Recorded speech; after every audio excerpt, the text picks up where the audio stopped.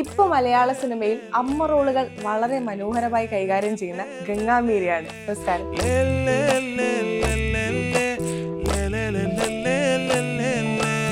ഒരു കാലഘട്ടത്തിൽ KPSC ലളിത ചേച്ചിയും പൊന്നമ്മ ചേച്ചിയും ഒക്കെ ചെയ്ത റോളുകളാണ് അമ്മ റോളുകൾ എന്ന് പറയുന്നത്. ഇപ്പോൾ യുവനടന്മാരുടെ അമ്മ റോളുകൾ വളരെ മികച്ച രീതിയിൽ കൈകാര്യം ചെയ്യുന്നു. അമ്മ റോളുകളിലേക്ക് ടൈപ്പ് കാസ്റ്റ് ചെയ്യപ്പെട്ടു പോയി തോന്നുന്നുണ്ടോ? ഈ ലവ്ലി സിനിമയ്ക്കെതിരെ ഒരുപാട് വിവാദങ്ങളും ആരോപണങ്ങളൊക്കെ വന്നില്ലേ? ആ സിനിമ കൊപ്പേഡിയ എന്നൊക്കെ പറഞ്ഞു. പിന്നെ അതിന് ഒരുപാട് നെഗറ്റീവ് റിവ്യൂസ് ഒരുപാട് കിട്ടിയിട്ടുള്ള ഒരു സിനിമയാണ്. അപ്പം നമ്മളൊരു സിനിമ അത്ര ആത്മാർത്ഥമായി ചെയ്തിട്ട് അങ്ങനത്തെ അത്രമാത്രം നെഗറ്റീവ് റിവ്യൂസ് വരുമ്പോൾ എന്താ തോന്നാറ്? മഴവില്ലെ പൊടിമോൾ എന്ന് പറഞ്ഞിട്ടുള്ള ഒരു ക്യാരക്ടർ ഭയങ്കര ഹിറ്റായിരുന്നു. ഇത് മറിമായത്തിന്റെ സെറ്റേ വേറെ വൈബാണ്. അവിടെ വരുന്ന ഒരു വൺ ലൈനിനെയാണ് അവര് എല്ലാവരും കൂടെ ഒരു ടീം എഫേർട്ടിൽ അവരിങ്ങനെ ചുറ്റും ഇരിക്കുന്നു. ഒരു വൺ ലൈൻ വന്നിട്ടുണ്ട്, എങ്ങനെ ഇതിനെ ഇംപ്രൂവ് ചെയ്യാമെന്ന് പറഞ്ഞിട്ട് അങ്ങനെയാണ് ആ പ്രോഗ്രാം നടക്കുന്നത്. ആ ടീമിലേക്ക് നമ്മൾ വെറുതെ ചെന്നിരുന്നാൽ മതി, അവര് നമ്മളെ. ഈ പൂക്കാലത്തില് വിജയരാഘവൻ സാറിന്റെ കൂടെ അഭിനയിച്ചപ്പോൾ എങ്ങനെയുണ്ടായിരുന്നു എക്സ്പീരിയൻസ്? അതില് ഭയങ്കരമായിട്ടുള്ള ഇമോഷനാണ് പുള്ളി അച്ഛനായിട്ട് ചെയ്യുന്നത്. പൊതുവെ എല്ലായിടത്തും എൻ്റെ അടുത്ത് ചോദിക്കുന്ന ചോദ്യമാണ് ടൈപ്പ് കാസ്റ്റ് ആയി പോകുന്നത്, വലിയ പ്രായത്തിലുള്ള ക്യാരക്ടേഴ്സ് ചെയ്യുന്ന. അപ്പോൾ അതിൻ്റെ ഒരു ബെനിഫിറ്റ് എന്താണെന്ന് ചോദിച്ചു കഴിഞ്ഞാൽ, ഈ പൂക്കാലത്തിലും ജാനേമനിലും ബേസിലുണ്ടായിരുന്നു, പൂക്കാലത്തിലും ബേസിൽ ജോസഫ് ഉണ്ടായിരുന്നു. എങ്ങനെ ഉണ്ടായിരുന്നു ആ ഒരു കോമ്പോ? ബേസിലിങ്ങനെ വെടപ്പാണ് ബേസിൽ. ഞാൻ ചോദിച്ചിട്ടുണ്ട്, അടുത്ത ഡയറക്ഷൻ പരിപാടിയൊന്നും ഇല്ല, കുറച്ചു കാലം കൂടി എനിക്ക് അഭിനയിക്കണം. ഞാനൊരു ഇന്റർവ്യൂവിൽ ഇത്രയധികം ചിരിച്ചിട്ട്.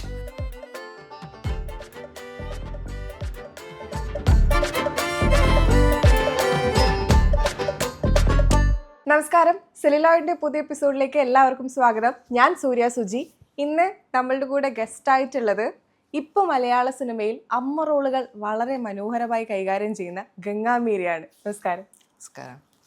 ഒരു കാലഘട്ടത്തിൽ KPSC ലളിത ചേച്ചിയും പൊന്നമ്മ ചേച്ചിയും ഒക്കെ ചെയ്ത റോളുകളാണ് അമ്മ റോളുകൾ എന്ന് പറയുന്നത്. ഇപ്പോൾ യുവനടന്മാരുടെ അമ്മ റോളുകൾ വളരെ മികച്ച രീതിയിൽ കൈകാര്യം ചെയ്യുന്നു. അമ്മ റോളുകളിലേക്ക് ടൈപ്പ് കാസ്റ്റ് ചെയ്യപ്പെട്ടു പോയി തോന്നുന്നുണ്ടോ? ഞാനിപ്പോഴും വിശ്വസിക്കുന്നത് ഞാൻ വളരെ ഒരു ബിഗിനിങ് സ്റ്റേജിലാണെന്ന്. അപ്പോൾ ഈ ചോദ്യം ഞാൻ യൂഷ്വലി കേൾക്കാറുള്ള ചോദ്യമാണ്. അപ്പോൾ ഞാൻ എൻ്റെ മറുപടി കാസ്റ്റ് ചെയ്യപ്പെടണമല്ലോ നമ്മൾ ആദ്യം, അതിന് ശേഷമാണല്ലോ ടൈപ്പ് കാസ്റ്റ് ചെയ്യപ്പെടുന്നത്. അപ്പം ഇതൊരു ബിഗിനിങ് ആയിട്ടൊക്കെ ഞാൻ കാണുന്നുള്ളൂ. ആൻഡ് എനിക്കിഷ്ടമാണ് ചെയ്യുന്നത്. അമ്മ റോൾ എന്ന് പറയുമ്പോഴും ഇറ്റ് ഇസ് ചാലഞ്ചിങ്, ബിക്കോസ് എൻ്റെ പ്രായത്തിൽ വെച്ചിട്ടുള്ളൊരു ഇമോഷനൊന്നും ആയിരിക്കില്ല ഞാൻ ചിലപ്പോൾ പോർട്രേ ചെയ്യേണ്ടി വരുന്നത്. സോ എനിക്കത് ചലഞ്ചിങ് ആണ്, അത് ഒരു ട്രെയിനിങ്ങുമാണ്. ഞാൻ ഓക്കെയാണ് അത് ചെയ്യുന്നതിൽ. ചലഞ്ചിങ് ആയതുകൊണ്ട് തന്നെ അത് ചെയ്യുമ്പോൾ എനിക്കും ആ ട്രെയിനിങ് സംഭവിക്കുന്നുണ്ട് ആസ് എൻ ആക്ടർ. ഈ കാസ്റ്റ് ചെയ്യപ്പെടണം എന്ന് നേരത്തെ പറഞ്ഞില്ലേ, അപ്പോൾ ശരിക്കും ഈ കാസ്റ്റ് ചെയ്യപ്പെടാൻ വേണ്ടി അമ്മ റോളുകൾ ചെയ്യുന്നതാണോ, അല്ലെങ്കിൽ സ്വന്തമായി അമ്മ റോൾ ചൂസ് ചെയ്യുന്നതാണോ, അല്ല അതങ്ങനെ വരുന്നതാണോ? അതങ്ങനെ സംഭവിക്കുന്നതാണ്. ബിക്കോസ് നമുക്കൊരു ചോയ്സ് ഒന്നും കിട്ടി തുടങ്ങിയിട്ടില്ല ഇപ്പോഴും. പിന്നെ എനിക്ക് തോന്നുന്നു ജാനേമൻ ആണ് അതങ്ങനെ രജിസ്റ്റർ ആക്കിയത്. അപ്പോൾ അതിൽ ഞാൻ അമ്മ റോളാണ് ചെയ്തത്. സോ ഒരു ഹിറ്റ് സിനിമ വന്നു കഴിയുമ്പം അതിൻ്റെ ചുവട് പിടിച്ച് ബാക്കി വരുന്ന ഒരു പ്രവണത ഉണ്ടല്ലോ, അപ്പം അതിൻ്റെ കൂട്ടത്തിൽ സംഭവിച്ചതാണ്. ജാനേമനിലെ പൊളി അമ്മയായിരുന്നു, മകനോട് കിസ് അടിച്ചു എന്നൊക്കെ ചോദിക്കും. അതെ അതെ, ആ സീൻ തന്നെയായിരുന്നു എനിക്ക് ഓഡീഷൻ അവർ ചെയ്യിപ്പിച്ചത്. സോ അത് ട്രെയിലറിലും ഉണ്ടായിരുന്നു. ആ ഓഡിഷൻ ചെയ്ത അതേ ഒരു ഇതിൽ തന്നെയായിരുന്നു അഭിനയിച്ചത്. ത്രൂ ഔട്ട് അത് നൈറ്റിലായിരുന്നു ഷൂട്ട് നടന്നത്. ഹാർഡ്ലി ഒരു 3-4 ദിവസം ഉണ്ടാവും ചിലപ്പോൾ, അല്ലാത്ത ഡേ ഷൂട്ട് നമുക്കുണ്ടായിരുന്നത്. അപ്പോൾ നമ്മളൊരു 6 മണിയൊക്കെ ആകുമ്പോഴത്തേക്കും സെറ്റിൽ വരും. ദെൻ പിന്നെ ആ വീട്ടിൽ തന്നെ ആ സംഭവം എല്ലാം നടക്കുന്നത്. ഒരു രാത്രിയുടെ കഥയാണല്ലോ നമ്മൾ പറയുന്നത്. അപ്പോൾ എല്ലാ ദിവസവും എല്ലാവർക്കും ഒരേ കോസ്റ്റ്യൂമാണെന്ന് വരുന്നു, കോസ്റ്റ്യൂം ഇടുന്നു, മേക്കപ്പ് ഇടുന്നു, ആ വീട്ടിൽ തന്നെ പോകുന്നു. എല്ലാവരും അന്ന് ക്യാരവൻ അല്ല, അതിൻ്റെ തൊട്ടടുത്ത് തന്നെ വലിയൊരു ബംഗ്ലോ പോലത്തെ ഒരു വീട് നമുക്കുണ്ടായിരുന്നു. അവിടെയാണ് എല്ലാ ആർട്ടിസ്റ്റുകളും ഉള്ളത്. അപ്പോൾ ഇറ്റ് വാസ് ലൈക്ക് ഒരു 3-4 ദിവസം കഴിഞ്ഞപ്പോഴത്തേക്കും ഒരു ഹോളിഡേ മൂഡായിരുന്നു. ബിക്കോസ് ഒരു സമയമാകുമ്പോഴത്തേക്കും അവിടെ പാട്ട് തുടങ്ങും, എല്ലാവരും പാട്ടിന് കൂടും. സിദ്ധാർത്ഥൊക്കെ ഉണ്ടായിരുന്നു, അപ്പോൾ ഹിൽ സ്റ്റാർട്ട് സിംഗിങ്, എല്ലാവരും എൻ്റെ കൂടെ കൂടും. എന്നിട്ട് ഷോർട്ട് ആകുമ്പോഴത്തേക്കും ആരെങ്കിലും വന്ന് വിളിക്കും, ആ വീട്ടിലേക്ക് പോകും. സോ അങ്ങനത്തെ ഒരു മൂഡിൽ നടന്നൊരു സിനിമ. It was nice. ജാനേമനിൽ കൂൾ അമ്മയാന്ന് നമുക്ക് അർജുന അശോകന്റെ ആ ഒരു കോംബോ സീൻ വരുമ്പോൾ കാണുന്നുണ്ടെങ്കിലും അവസാനം അമ്മ മരിക്കുമ്പോഴുള്ള ആ ഒരു ഇമോഷൻ ഉണ്ട്, പെട്ടെന്ന് സഡൻ ആയിട്ട് മാറുന്നത്. അത്രയും സമയം ഫണ്ണായി ചിരിച്ച് കളിച്ച് മകൻ്റെ അടുത്ത് പ്രേമിക്കാൻ പറയുന്ന ഒരു അമ്മ, അല്ലെ കൂട്ടുകാരുടെ അടുത്ത് നീ ഏതാടാ എന്നൊക്കെ ചോദിച്ച് ആ രീതിയിലുള്ള ഒരു അമ്മ അവസാനമായപ്പോൾ പെട്ടെന്ന് ഇമോഷൻ രീതിയിലേക്ക് വരുന്നു. അത് എങ്ങനെയായിരുന്നു ഒരു പോർട്രേ ചെയ്തത്? ഒരു കോമഡിയിൽ നിന്ന് ഇമോഷനിലേക്ക് വരുന്നു. ആ സീൻ ചെയ്യുന്ന സമയത്തും ചെയ്ത് കഴിഞ്ഞിട്ടും ലൈക്ക് എല്ലാവർക്കും ഇൻക്ലൂഡിങ് ചിദംബരത്തിന് അടക്കം ഇഷ്ടപ്പെട്ട ഒരു പെർഫോമൻസ് ആയിരുന്നു അത് ഭയങ്കര ഒരു നാച്ചുറൽ ആയിട്ടുള്ള ഒരിതാ, കരയുന്നില്ല, പക്ഷെ ആ ഒരു സൗണ്ടിലൂടെ ഒരു ഫേസിലൂടെ കാണിക്കുന്ന ഒരു സംഭവമായിരുന്നു. ചെയ്തു. അതെങ്ങനെ വന്നു ചോദിച്ചൊന്നും എനിക്കറിയില്ല. ഈ പറഞ്ഞ പോലെ കുറച്ച് കഴിയുമ്പോഴത്തേക്ക് നമ്മൾ കംഫർട്ടബിൾ ആവുമല്ലോ. ചിതു ആണെങ്കിലും ഗണു, അവരെല്ലാവരും നമ്മുടെ കംഫർട്ട് ഭയങ്കര നോക്കിയിരുന്ന ആൾക്കാരാണ്. പിന്നെ ഒരു പോയിന്റ് കഴിയുമ്പോൾ അവിടെ ഉള്ള ബേസിക്കലി അവിടെ കുറേ ഫ്രണ്ട്സ് ചേർന്ന് ചെയ്ത ഒരു സിനിമ പോലത്തെ ഒരു അറ്റ്മോസ്ഫിയറാണ്. ഓൾറെഡി അവരെല്ലാവരും വളരെ ക്ലോസ് ആയിട്ട് റിലേറ്റഡ് ആയിട്ട് നിൽക്കുന്ന ആൾക്കാരാണ്. അപ്പോൾ അവരുടെ കൂടെ നമ്മൾ കൂടുക എന്നുള്ളത് മാത്രമേ ഉണ്ടായിരുന്നുള്ളൂ. അപ്പം ഞാൻ നേരത്തെ പറഞ്ഞ പോലെ റുട്ടീൻ സെറ്റാണ് ആ സെറ്റിൻ്റെ. ഒരു 6 മണിക്ക് വരുന്നു, സെയിം വീട്, സെയിം കോസ്റ്റ്യൂം. നമുക്ക് ആദ്യം റെഡി ആയിട്ടിരിക്കേണ്ട കാര്യങ്ങളെല്ലാം എല്ലാവർക്കും എന്തൊക്കെയാണ് ചെയ്യേണ്ടതെന്ന് എല്ലാവർക്കും അറിയാം. പിന്നെ വേറെ എങ്ങും പോകാനില്ല, ഡിഫറെൻറ്റ് കാരവൻ അങ്ങനത്തെ പരിപാടികളില്ല. അപ്പം തന്നെ എല്ലാവരും ഒരുമിച്ചാണ്. അപ്പോൾ ഇവിടുത്തെ ഈ പറയുന്ന ഇവിടുത്തെ ഒരു അടിച്ചുപൊളിയുടെ ഇടയിൽ നമ്മൾ പോയി അഭിനയിക്കുന്നു, തിരിച്ചു വരുന്നു, ഇങ്ങനത്തെ ഒരു സീനാണ് സംഭവിച്ചുകൊണ്ടിരിക്കുന്നത്. ചിലപ്പോൾ അതായിരിക്കും ആ കംഫർട്ട് കിട്ടി കഴിയുമ്പോഴത്തേക്കും സംഭവിക്കുന്നതായിരിക്കും അതൊക്കെ. ഇപ്പം റീസെൻ്റ് ആയിട്ട് ലവ്ലിയിലും മാത്യൂസിൻ്റെ അമ്മയായിട്ട് അഭിനയിച്ചു. അതിലും ഇതുപോലത്തെ ഒരു വേറൊരു ടൈപ്പ് അമ്മയാണ്. ഇപ്പോൾ സാധാരണ പണ്ട് സിനിമയിൽ നമ്മൾ അമ്മ കഥാപാത്രങ്ങൾ കാണുമ്പോൾ കവിയൂർ പൊന്നമ്മേനൊക്കെ പറയുന്ന പോലെ ഉണ്ണി മോനെ എവിടെയാന്നൊക്കെ പറയുന്ന അമ്മകളെ മാത്രമേ നമ്മൾ കണ്ട് വന്നിട്ടുള്ളൂ. അതിനുശേഷം പിന്നീട് ഒരുപാട് ടൈപ്പ് ഓഫ് അമ്മമാർ വന്നു. വൈബായിട്ടുള്ള അമ്മമാർ വന്നു, ഒരു സ്ത്രീ എന്നൊരു ഫ്രീഡം എടുക്കുന്ന അമ്മമാർ വന്നു. ഇതിപ്പോൾ ചേച്ചി ചെയ്യുന്നതൊക്കെ ഒരു ഫൺ രീതിയിലുള്ള അമ്മമാരാണ്. എൻജോയ് ചെയ്യുന്നുണ്ടോ? എൻജോയ് ചെയ്യുന്നുണ്ടെന്ന് മാത്രമല്ല, ഞാൻ പറഞ്ഞില്ലേ ഞാനൊരു ട്രെയിൻഡ് ആക്ടർ അല്ലാത്തത് കൊണ്ട് ഈ ഓൺ ദി ജോബിലാണ് നമ്മുടെ ട്രെയിനിങ് നടക്കുക. ഓരോ സിനിമയും നമുക്ക് തരുന്ന ട്രെയിനിങ്ങിലാണ് നമ്മുടെ പഠനം നടക്കുന്നത്. അതുകൊണ്ട് തന്നെ സ്പെഷ്യലി ലവ്ലിയുടെ കാര്യം വരുമ്പോൾ ആഷിക് കപൂറിൻ്റെ ഒക്കെ അതുപോലത്തെ ഒരു ടീമിലേക്ക് വർക്ക് ചെയ്യാൻ വിളിക്കുക എന്ന് പറയുന്നത് തന്നെ നമ്മളൊരു പ്രിവിലേജ് ആയിട്ടാണ് കണക്കാക്കുക. അവിടെ ചെന്ന് കഴിഞ്ഞപ്പോൾ സ്ക്രിപ്റ്റ് ഈസ് എവർ ഇവോൾവിങ്. അങ്ങനത്തെ ഒരു സാധനം. നമുക്ക് ഉള്ള സജഷൻസ് നമുക്ക് പറയാം, അതവർ നോക്കും, അതവർക്ക് എടുക്കാൻ പറ്റുന്നതാണെങ്കിൽ അവരെടുക്കും, ഇല്ലെങ്കിൽ ഒബ്വിയസ്ലി അവർ പറയും അതവിടെ വർക്ക് ആവില്ല. സോ ഒരു ഗിവ് ആൻഡ് ടേക്ക് ഉണ്ട് അവിടെ. അപ്പോൾ ഞാനീ പറഞ്ഞ പോലെ ഈ ഒരു കംഫർട്ട് അവരെല്ലാവരും തരുന്നത് കൊണ്ട് നമുക്ക് നമ്മുടെ കോൺട്രിബ്യൂഷൻ കൊടുക്കാനായിട്ടൊരു, അല്ലെങ്കിൽ അത് എനിക്ക് ഇങ്ങനെ ഒരു സജഷൻ ഉണ്ടെന്ന് പറയാനൊരു സെക്കൻഡ് തോട്ടിൻ്റെ ആവശ്യം വരാറില്ല. അപ്പോൾ അങ്ങനത്തെ സ്ഥലങ്ങളിലാണ് മേ ബി നമ്മളുടെ ആ ഒരു നാച്ചുറലായിട്ട് നമുക്ക് ചെയ്യാൻ പറ്റുന്ന കാര്യങ്ങൾ പുറത്തേക്ക് വരുന്നത്. അതാണ് ഇവിടെ ഒക്കെ റിഫ്ലക്റ്റ് ആവുന്നതെന്ന് എനിക്ക് തോന്നുന്നു. റാദർ ദൻ നമ്മളെ വളരെ പ്രഷറൈസ്ഡ് ആയിട്ട് ഒന്നും പറയില്ല ഇങ്ങനെ എന്ന് പറഞ്ഞാൽ ചിലപ്പോൾ എനിക്ക് അറിഞ്ഞൂടെ, ഞാൻ അങ്ങനെ അറ്റ്മോസ്ഫിയറിൽ വർക്ക് ചെയ്തിട്ടില്ല അധികം. സോ മേ ബി അതാണ് റിഫ്ലക്റ്റ് ചെയ്യുന്നത്, ആ കംഫർട്ടാണ് റിഫ്ലക്റ്റ് ചെയ്യുന്നത്. ഈ ലവ്ലി സിനിമയ്ക്കെതിരെ ഒരുപാട് വിവാദങ്ങൾ ആരോപണങ്ങളൊക്കെ വന്നില്ലേ ആ സമയത്ത്? ആരോപണങ്ങളൊക്കെ വന്നു അറിഞ്ഞില്ല, ആ സിനിമയിൽ അഭിനയിച്ചിട്ട് പറഞ്ഞില്ല. ഇല്ല, എന്താണ് ആ സിനിമ കൊപ്പേടിയാന്നൊക്കെ പറഞ്ഞു. പിന്നെ അതിന് ഒരുപാട് ഒരു നെഗറ്റീവ് റിവ്യൂസ് ഒരുപാട് കിട്ടിയിട്ടുള്ള ഒരു സിനിമയാണ്. ആ ഒരു അനിമേഷൻ പോലെയാണല്ലോ, അത്ര അങ്ങ് ആളുകൾക്ക് വർക്കായില്ല എന്ന് പറഞ്ഞൊരു സിനിമയാണ്. അപ്പം നമ്മളൊരു സിനിമ അത്ര ആത്മാർത്ഥമായി ചെയ്തിട്ട് അങ്ങനത്തെ അത്രമാത്രം നെഗറ്റീവ് റിവ്യൂസ് വരുമ്പോൾ എന്താ തോന്നാറ്? ഇല്ല, അത് എന്താ പറയുക, അതിനെ ഫേസ് ചെയ്യാന്നുള്ളതേ ഉള്ളൂ. ഫേസ് ഇൻ ദ സെൻസ് നമുക്ക് ചെയ്യാൻ പറ്റുന്ന പരിപാടി നമ്മൾ ചെയ്ത് കഴിഞ്ഞ് പിന്നെ നമ്മൾ പ്രേക്ഷകരിലേക്ക് കൊടുക്കുക. അപ്പോൾ അവരുടെ ഫീഡ്ബാക്ക് എന്താണെങ്കിലും നമ്മൾ അത് കേൾക്കാൻ ബാധ്യസ്ഥർ തന്നെയാണ്. അപ്പോൾ അതെടുക്കുക, അതിനകത്ത് എന്താ പറയുക, ഇനി വർക്ക് ചെയ്യാൻ അല്ലെങ്കിൽ അടുത്ത വർക്കിൽ ഇത് എങ്ങനെ മെച്ചപ്പെടുത്താം എന്നുള്ളത് മാത്രമേ ചിന്തിക്കാനുള്ളൂ. പിന്നെ ഈച്ചയുമായിട്ടുള്ള ബന്ധപ്പെട്ട് എനിക്കറിയില്ല, ആ സിനിമയും ഈച്ചയുമായിട്ടൊന്നും വലിയ ബന്ധമൊന്നുമില്ല. അത് when it comes to poster അല്ലെ കോൺസെപ്റ്റ് അങ്ങനെയുള്ള കാര്യങ്ങളേ ഉള്ളൂ. അല്ലാതെ സിനിമ കണ്ടു കഴിഞ്ഞാൽ മനസ്സിലാവും, അങ്ങനത്തെ പ്രശ്നങ്ങളില്ല. പിന്നെ ഫീഡ്ബാക്കുകൾ എടുക്കുക, അല്ലാതെ അതിനെ എതിർത്തത് അങ്ങനെയല്ല ഇങ്ങനെയല്ല എന്ന് പറഞ്ഞിട്ട് കാര്യമില്ല. ബിക്കോസ് നമ്മൾ at the end of the day പ്രേക്ഷകർക്ക് വേണ്ടിയാണ് സിനിമ ചെയ്യുന്നത്. അപ്പോൾ അവർക്കത് അവരെ എൻ്റർടൈൻ ചെയ്തില്ലെങ്കിൽ അതിൻ്റെ എന്തുകൊണ്ട് സംഭവിച്ചില്ല എന്നുള്ളത് മനസ്സിലാക്കുക എന്നുള്ളത്. ഈ ഗംഗാമീര എന്നുള്ളൊരു പേര് അമ്മേനോട് ഭയങ്കരമായിട്ടുള്ളൊരു ആത്മബന്ധം ഉള്ളത് കൊണ്ടാണ് മീര എന്നുള്ളൊരു പേര് ചേർത്ത് വെച്ചതെന്ന് ഒരു അഭിമുഖത്തിൽ പറയുന്നത് കേട്ടു. മിസ് ചെയ്യുന്നുണ്ടോ? Of course. കാര്യം ഞാൻ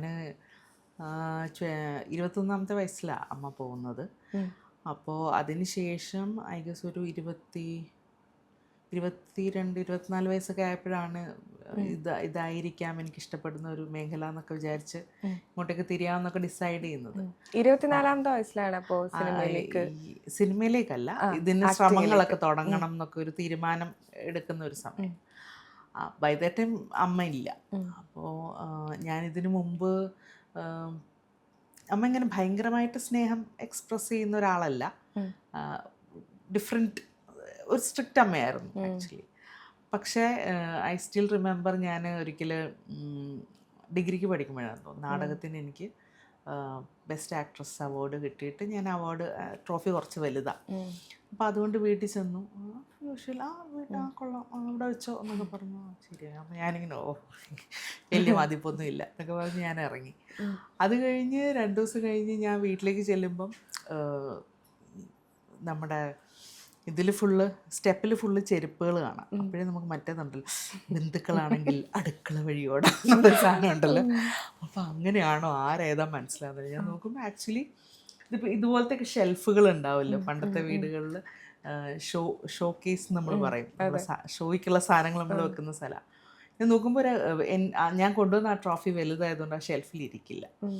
അപ്പോൾ ഒരു ആശാരി വന്നിട്ട് ആ ഷെൽഫ് മുറിക്കുകയാണ്, അതിനെ പ്ലേസ് ചെയ്യാൻ തക്ക രീതിയിൽ. അപ്പോൾ ഞാൻ ചെന്ന് കയറിയപ്പോൾ ഞാൻ ഇതാണ് കാണുന്നത്. അപ്പോൾ ഞാൻ അമ്മേനെ ഇങ്ങനെ നോക്കി. അപ്പോൾ അമ്മ ഒന്നും മിണ്ടുന്നില്ല. അപ്പോൾ ഞാൻ ചോദിച്ചു, ഇതെന്താണ് പരിപാടി? അത് ആ ട്രോഫി അവിടെ വെക്കാൻ പറ്റത്തില്ല, അതുകൊണ്ട് എന്താ ഒന്നുമില്ല. ഇതാണ് ഹെർ വേ ഓഫ് എക്സ്പ്രസ് ചെയ്യത്തില്ല, ചെറിയ രീതിയിൽ ഇങ്ങനെ. ഇത് ഇഷ്ടപ്പെടുകയാണെങ്കിൽ അങ്ങ് പറഞ്ഞൂടെ എന്ന് ചോദിക്കാറുണ്ട്. അപ്പോൾ എനിക്ക് തോന്നുന്നു ആ അമ്മ ഇന്നുണ്ടായിരുന്നെങ്കിൽ എന്തായിരിക്കും അമ്മ പറയാന്നൊക്കെ അറിയാൻ എനിക്ക് താല്പര്യമുണ്ട്. ഒന്നും ചെയ്യാൻ പറ്റില്ലല്ലോ അതിനകത്ത്. So that's it. അച്ഛൻ്റെ പേര് ഗംഗാധരൻ എന്നാണ്. ആ പേര് ഓൾറെഡി എനിക്കുണ്ട്. അതിൽ നിന്നാണ് ഗംഗ വന്നത്. അതിൽ നിന്നാണ് ഗംഗ വന്നത്. അപ്പോൾ പിന്നെ ഈ അമ്മേനെ കൂട്ടാമെന്ന് വിചാരിച്ചു. അത് എത്ര വർഷം മുന്നേ ആയിരുന്നു ആ ഒരു സിനിമയിലേക്ക് അല്ലെങ്കിൽ ആ ഒരു ആക്ടിങ് രംഗത്തേക്ക് കിടക്കുന്ന ആ ഒരു സമയത്തായിരുന്നു മീര എന്നുള്ളൊരു പേര് കൂട്ടിവെച്ചത്? ആക്ച്വലി ആദ്യം എൻ്റെ ചേട്ടൻ ബ്രദറാണ് അമ്മയുടെ പേര് കൂടെ ചേർത്തത്. അപ്പോൾ എനിക്ക് ഈ ഐഡിയ കൊള്ളാമല്ലോ എന്ന് തോന്നി. അപ്പോൾ അങ്ങനെയാണ് പിന്നെ ഞാനും അത് ചെയ്തത്. ഫസ്റ്റ് ചെയ്തത് അവനാ. സിനിമയിൽ വരുന്നില്ല, അതിന് മുമ്പ് തന്നെ ഒന്നുമല്ല. അതെ, സിനിമയിലേക്കുള്ള ഒരു എൻട്രി എങ്ങനെയായിരുന്നു? ഡ്രാമാസ് ഒക്കെ ചെയ്തിട്ടുണ്ടെന്ന് ഞാൻ കോളേജിലൊക്കെ ഡ്രാമകൾ ചെയ്തിട്ടുള്ള ആളാണ്. അപ്പോൾ അവിടുത്തെ നിന്നാണ് സ്റ്റേജിൽ നിൽക്കുമ്പോൾ പെർഫോം ചെയ്യുമ്പോൾ നമ്മൾ എത്രമാത്രം ഹാപ്പി ആണെന്നുള്ളൊരു കാര്യം മനസ്സിലാക്കിയത്. പക്ഷെ അതൊരു പ്രൊഫഷനായിട്ട് അന്ന് അല്ലെങ്കിൽ അങ്ങനെയൊക്കെ ചെയ്യാം, അതിനെക്കുറിച്ച് പഠിക്കാം, അല്ലെങ്കിൽ നാടകം പഠിക്കാൻ പോകാം എന്നൊന്നുമുള്ളൊരു തീരുമാനം ധൈര്യപൂർവ്വം എടുക്കാനുള്ള ഒരവസ്ഥ ഉണ്ടായിരുന്നില്ല. വീട്ടിൽ നിന്ന് സപ്പോർട്ടായിരുന്നോ? അവർ കൺഫ്യൂസ്ഡ് ആയിരുന്നു ഭയങ്കര. അപ്പം എൻ്റെ വീട്ടിൽ ഒരു 10th കഴിഞ്ഞ മുതൽ, ഞാൻ നന്നായിട്ട് പഠിക്കുന്ന ഒരു കുട്ടിയാണ്. അപ്പോൾ 10th കഴിഞ്ഞ മുതൽ ഞാൻ എന്ത് പഠിക്കണം എന്നുള്ളത് ഞാൻ തന്നെയാണ് തീരുമാനിച്ചിട്ടുണ്ടായിരുന്നത്. അപ്പോൾ അതിനൊന്നും ആരും അങ്ങനെ ചോദ്യം ചെയ്യാനൊന്നും വരലില്ല. അച്ഛനങ്ങനെ ഡൗട്ട് പറയും, ഇത് പഠിച്ചിട്ട് വല്ല കഥയുണ്ടോ ചോദിക്കും. ഞാൻ കുഴപ്പമില്ല, സെറ്റാക്കാമെന്ന് പറഞ്ഞിട്ട് അപ്പോൾ അച്ഛൻ സമ്മതിക്കും. അങ്ങനെയാണ് പൊയ്ക്കൊണ്ടിരുന്നത്. അപ്പം ആക്ച്വലി ഞാൻ ഡിഗ്രി കംപ്ലീറ്റ് ചെയ്ത് PG ഫസ്റ്റ് ഇയർ പഠിക്കുമ്പോഴാണ് അമ്മ പോകുന്നത്. അപ്പോൾ അതിനുശേഷം അച്ഛൻ്റെ ഒരു ധൈര്യം നഷ്ടപ്പെട്ട പോലെയായിരുന്നു. അപ്പോൾ എത്രയും പെട്ടെന്ന് കല്യാണം, എന്നെ സേഫ് ആക്കുക, ഇങ്ങനത്തെ ഒരു മോഡായിരുന്നു അച്ഛൻ. അങ്ങനെ ഇരിക്കുമ്പോഴാണ് എനിക്ക് ജോലിയും കൂടെ കിട്ടിക്കഴിയുമ്പോൾ ഹി വാസ് ലൈക്ക് നൗ കല്യാണമാണല്ലോ ഇനി അടുത്ത പരിപാടി എന്നുള്ളത്. അപ്പോഴാണ് ഞാൻ ഇടുത്തിയ പോലെ എനിക്ക് സിനിമയിൽ അഭിനയിക്കണമെന്ന് വീട്ടിൽ ചെന്ന് പറയുന്നത്. അവരൊട്ടും പ്രതീക്ഷിക്കാത്ത ഇതിപ്പോൾ ഇത് എവിടുന്ന് വന്നു എന്നുള്ള രീതിയായി അവർക്ക്. അപ്പം അച്ഛൻ പറഞ്ഞു ഇത് നടപടിയാവില്ല, അതെന്താ നീ ഉദ്ദേശിക്കുന്നത് എന്നൊക്കെ ആയി. ഞാൻ പറഞ്ഞു ഇത് ചെയ്യണം, ഇത് ട്രൈ ചെയ്യാണ്ട് ഈ റിഗ്രറ്റോടുകൂടി ജീവിതം ജീവിക്കാൻ എനിക്ക് എന്തായാലും പറ്റില്ല. ആഗ്രഹമായിരുന്നു ആ സമയത്തല്ലേ? ഭയങ്കരമായിട്ടുള്ള ഒരു പാഷൻ ഉണ്ടായിരുന്നു സിനിമയിൽ വല്ലാത്തൊരു ഇതുണ്ടായിരുന്നു, കൊതി ഉണ്ടായിരുന്നു. കാര്യം ഞാൻ PG പോണ്ടിച്ചേരി പഠിക്കുമ്പോൾ കൂടുതൽ സമയം ഞാൻ ചെലവഴിക്കുക അവിടുത്തെ പെർഫോമിംഗ് ആർട്സ് ഡിപ്പാർട്ട്മെന്റിലാണ്. ഞാൻ പഠിച്ചത് എക്കണോമിക്സാണ്. അപ്പോൾ അവധി നിന്നൊക്കെ എനിക്ക് മനസ്സിലാവും ഒരു വല്ലാത്തൊരു ഏർജ് ഉണ്ട് ഉള്ളിൽ, ഇതൊന്ന് ട്രൈ ചെയ്യണം, ഇതിനെക്കുറിച്ച് ഒരു ധാരണയില്ല, അങ്ങനെ ഒന്നും ചെയ്തിട്ടും ഒന്നുമില്ല. പെർഫോം ചെയ്യുമ്പോൾ ഒരു ഹാപ്പിനെസ് കിട്ടുന്നുണ്ട് എന്നറിയാം, എന്നതിലപ്പുറം ഈ ക്രാഫ്റ്റ് ഉള്ളിലുണ്ടോയെന്നൊന്നും അത്ര ധാരണയൊന്നുമില്ല. പക്ഷെ ഇത് ട്രൈ ചെയ്യാണ്ട് ആ റിഗ്രറ്റോടു കൂടി ജീവിക്കുക എന്ന് പറയണത് അത്ര ചെയ്യാൻ പറ്റുന്ന ഒരു കാര്യം ആയിരുന്നില്ല. അപ്പോൾ സൈസ്ലി ഞാൻ ട്രൈ ചെയ്യാം, പരാജയപ്പെടുമായിരിക്കാം, അങ്ങനെയാണ് ആയിക്കോട്ടെ, ഇതിങ്ങോട്ട് ട്രൈ ചെയ്യാണ്ട് വിട്ട് കളയാൻ തോന്നുന്നില്ല, അത്രേ ഉള്ളൂ എന്ന് പറഞ്ഞു. എല്ലാ പ്രാവശ്യവും എപ്പോഴും തോന്നിയ സാധനമല്ലോ, അപ്പം പിന്നെ ചെയ്തോ.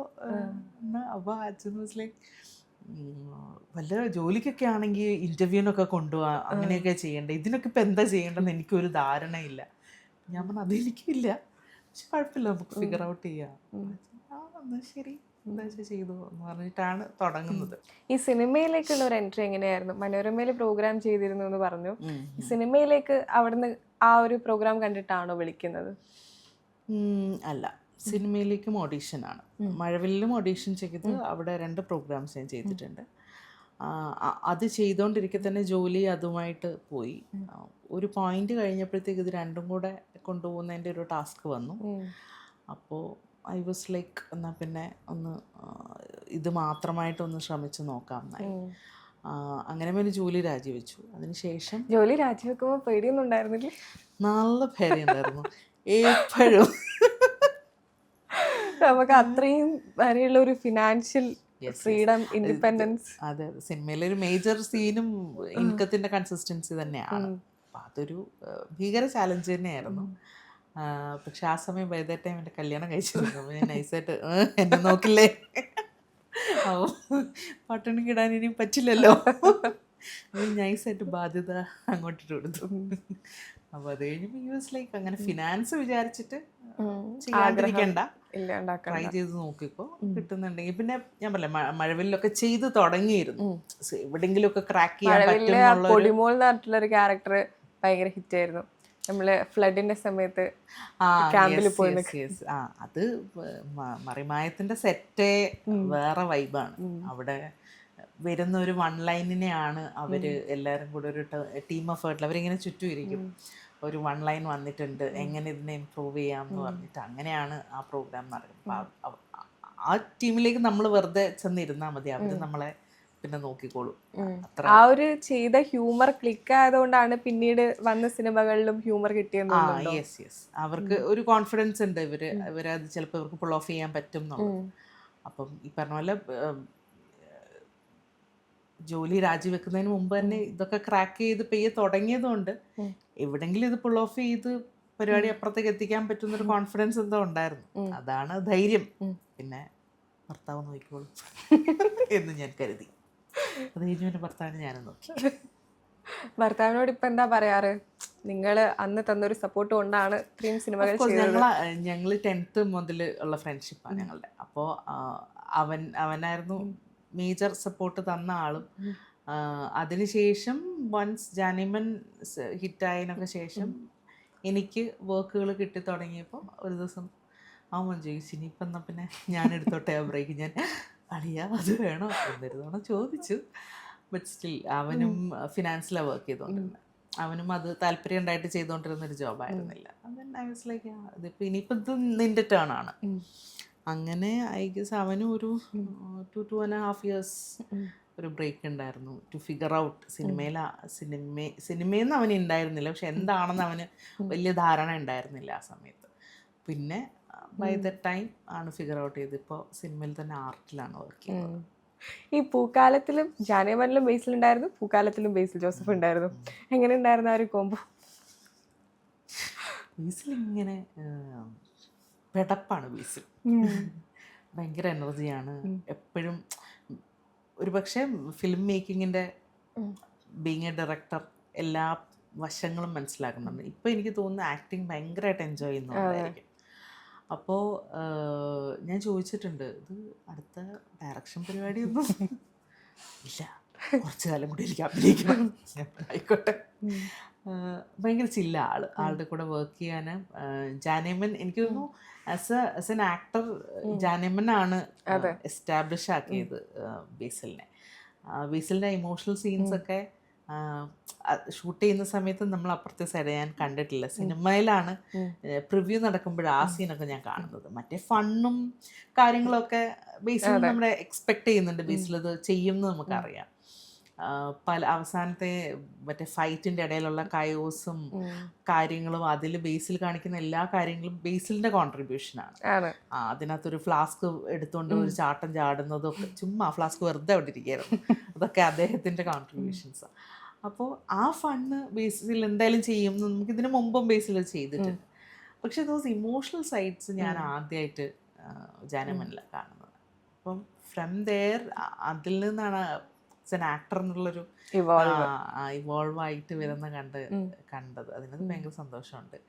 ആൻഡ് പൂക്കാലത്തിൽ വന്നപ്പോഴാണെങ്കിലും അങ്ങനെ തന്നെ, അതും കുറച്ചുകൂടെ ഒരു അതിലും ഉണ്ട് ഈ പറഞ്ഞ പോലെ ഫണ്ണാണ്. ആള് കേസില്ലാതിരിക്കുന്ന ഒരു വക്കീലിന് കിട്ടിയ ഒരു കേസാണ്. അതൊക്കെ ഉള്ളപ്പോഴും അപ്പുറത്ത് കോടതിയിൽ വിധിയൊക്കെ വരുന്ന ഒരു സമയത്തെ അപ്പൊ അത് ഇറ്റ് ഇസ് വെരി ഇനിയിപ്പോൾ പൊന്മാനൊന്നും ശേഷം നമുക്കതൊന്നും ചർച്ച പോലും ചെയ്യേണ്ട കാര്യമില്ലല്ലോ. അത്ര I M A fan now ഇപ്പോൾ പറയുന്നത്. സോ ആ ഒരു ജേർണി കണ്ടതിനകത്ത് ഇനിയും ഭയങ്കര സന്തോഷമാണ്. ഈ പൂക്കാലത്തിൽ വിജയരാഘവൻ സാറിൻ്റെ കൂടെ അഭിനയിച്ചപ്പോൾ എങ്ങനെയുണ്ടായിരുന്നു എക്സ്പീരിയൻസ്? അതിൽ ഭയങ്കരമായിട്ടുള്ളൊരു ഇമോഷനാണ് പുള്ളി അച്ഛനായിട്ട് ചെയ്യുന്നത്. എങ്ങനെയുണ്ടായിരുന്നു? എൻ്റെ അടുത്ത് ഈ കണ്ടു നിൽക്കുമ്പോഴേ അതാ ഞാൻ പറഞ്ഞത്, നേരത്തെ എല്ലാവരും പൊതുവെ എല്ലായിടത്തും എൻ്റെ അടുത്ത് ചോദിക്കുന്ന ചോദ്യമാണ് ടൈപ്പ് കാസ്റ്റ് ആയി പോകുന്നത്, വലിയ പ്രായത്തിലുള്ള ക്യാരക്ടേഴ്സ് ചെയ്യുന്ന. അപ്പോൾ അതിൻ്റെ ഒരു ബെനിഫിറ്റ് എന്താണെന്ന് ചോദിച്ചു കഴിഞ്ഞാൽ ഇതുപോലുള്ള ആക്ടേഴ്സിൻ്റെ പെർഫോമൻസ് നമുക്ക് നേരിട്ട് കാണാവുന്നത്.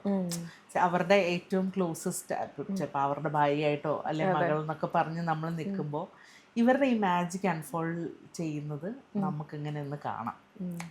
ആളുടെ ബോഡി ലാംഗ്വേജ് മാറുന്നത്, ആളുടെ വോയിസ് മാറുന്നത്. നമ്മൾ ഒക്കെ ചോദിക്കാറുണ്ടായിരുന്നു, പ്രോസ്തെറ്റിക് മേക്കപ്പാണ് ഫുൾ ചെയ്തേക്കുന്നത്. അപ്പോൾ അത് ഭയങ്കര ചൂടാണ് അതിന്.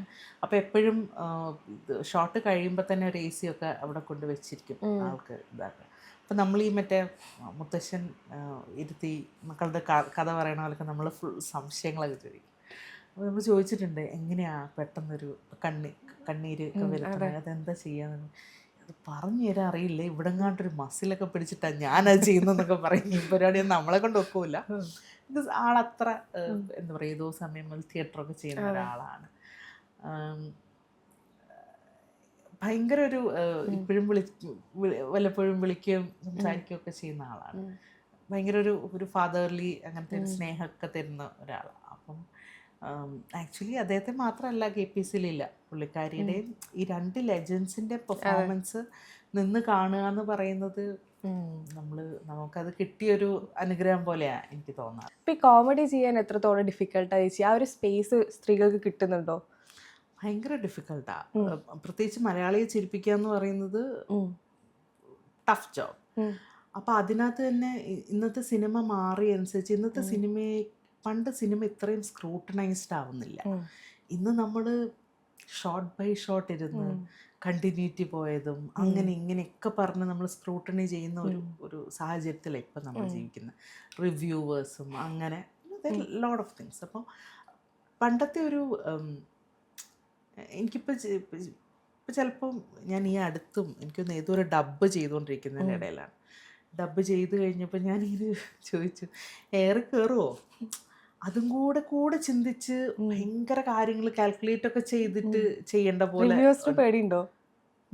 ഞാൻ പറയട്ടെ, നമ്മൾ എയർ കയറുക എന്ന് പറയുന്ന പരിപാടി ആർക്കും ഇഷ്ടമുള്ളൊരു പരിപാടിയല്ല.